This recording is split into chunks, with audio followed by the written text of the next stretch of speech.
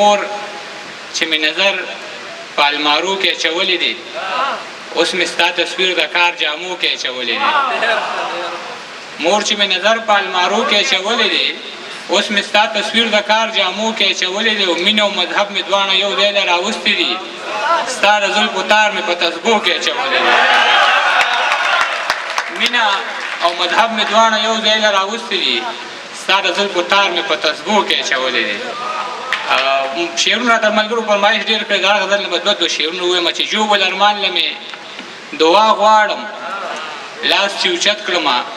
نو تا غواړم او خدایه لوریانو له مې رور ورکې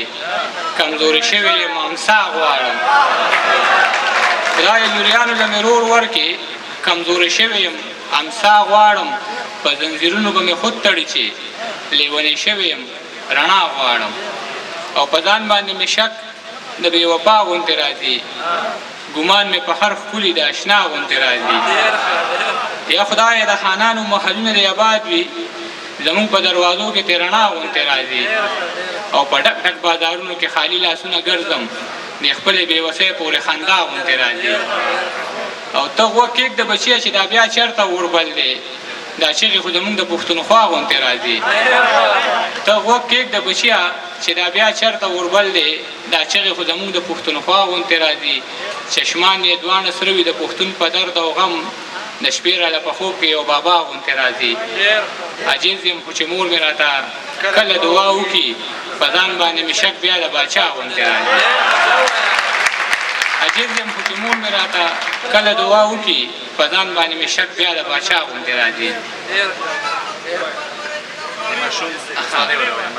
زه چې ګرمې وم او ما به مزدوري کوله دغه وخت زه د شعر لیکلو په چل نه پوهېدم ما به په کلو کې سایکل باندې سکریمان خرڅول چې به د چا د دیوالي سوري ته ودرېدمه نو ما به خلکو ته شعرونه د صابر صاحب ویل په دغه وجه به زما خلکو ډېر خیال ساتلو چا به اوبه راوړي او چا به راله چای راوړله په ما د دې ژبې د هغه وخت نه ډېر احسان دی یو ځل یو کلي ته خولې خولې ورننوتم دومره خولې وم چې جامو کې مې وچ تار نه و چې ودرېدو له مې د سر سوري پیدا نه کړلو د خوددارۍ د دروازې قبضې مې ماتې کړلې نو د خانانو په حجره باندې ورننوتم د یوې ګورې ونې سوري لاندې ودرېدمه یو دروند سړي د برنډې نه دا اواز راکړه راځه زلمیه کټ ته کښېنه لږه ساه سمه کړه چې کټ کې کښېناستم او ساه مې لږه سمه کړه نو دغه سړی چې د حجرې نه په وتو کې شولو نو د یو ځوان ته اشاره وکړه ورته یې داسې ووې لاړ شه دله د روټۍ څه بندوبست وکړه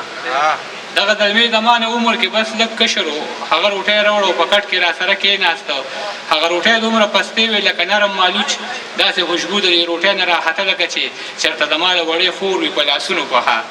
د یوې پیغلې جینۍ ویر پکې ښکاره ځلېده ځکه د پاسه پې لامده لامده باڼه پراته وو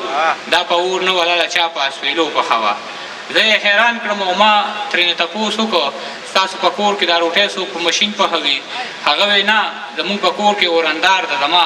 په سره ګرمۍ کې چې په اور څومره کارونه کېږي نو دا به ټول زما د دغې اورندار په لاس وي او بیا چې ژمي شي یخني راشي او کومه راشي بیا چې په کور کې د اوبو څومره کارونه کېږي هغه به هم زما د دغې اورندار په لاس وي وجود مې وبوږنېده بیا مې ترې تپوس وکړه د دې جینۍ د لاسه کم داسې قصور شوی دی چې موسمونه یې هم ټول د زندګۍ خلاف دي هغه وی دا مې مونږ رور له په سوره کې کړي د دې جینۍ رور زما رور سره په سپو وران شو زما په رور یې د چاکوانو ګزارونه وکړل زما رور مړ شو فیصله پرې خبره وشوه چې یا به تا وژنو او یا به راله خور راکوې هغه پښتون و او پښتو یې داسې وپالله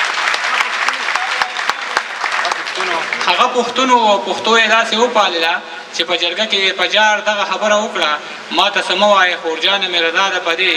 چې د لالا دپاره هر غم ته تیاره یم ما به تې 2 نوړی یا 3 نوړی خوړلې وي چې